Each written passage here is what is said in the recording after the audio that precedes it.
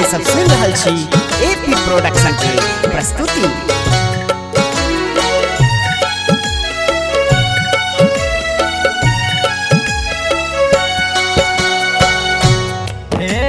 सहोदर भाई हमर दियो वचन एक खासियो।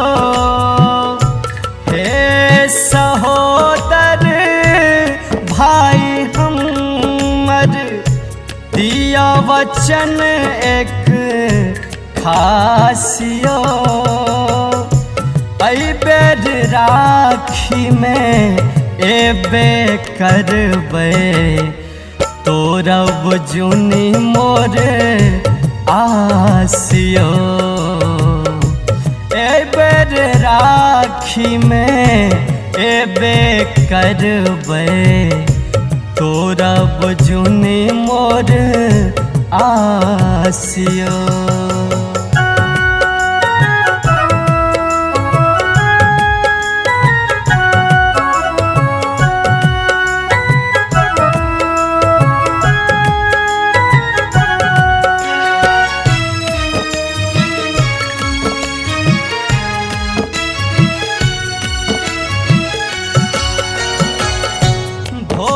सो बैसल बाट निहारी भगल साँझक बेरियो।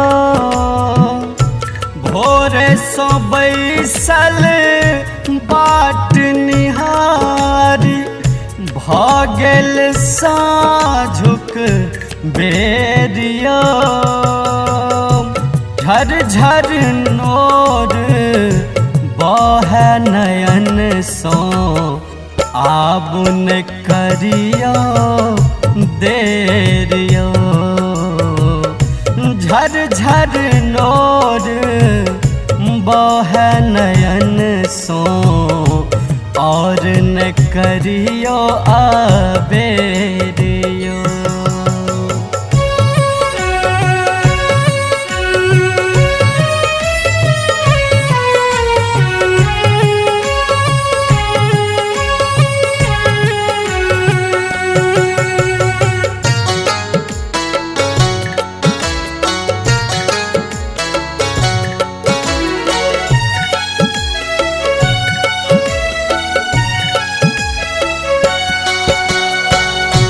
मांगी न गहना न सारी रुपैया न मांगी कोनो उपहारियो।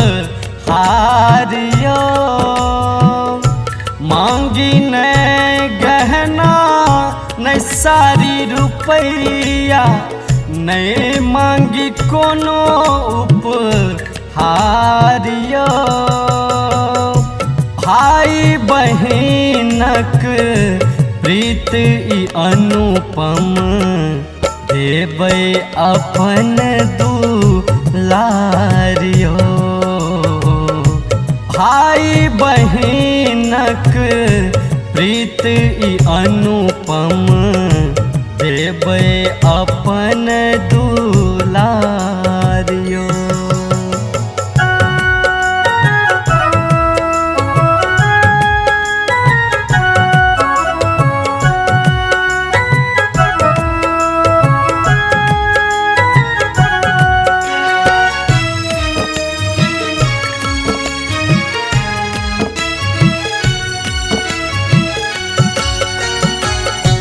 अतेक कठोर न बनियो भैया तोरू न शांतिक आश्रियो। एहन कठोर न बनियो भैया तोरू न शांतिक आश्रियो। निहोरा सच्चिदानंदक दोसर के करत पूछारियो। निहोरा सच्चिदानंदक दोसर के करत पूछारियो। हे सहोदर भाई हमर दियो वचन एक खासियो। हे सहोदर भाई हमर दिया वचन एक खासियो।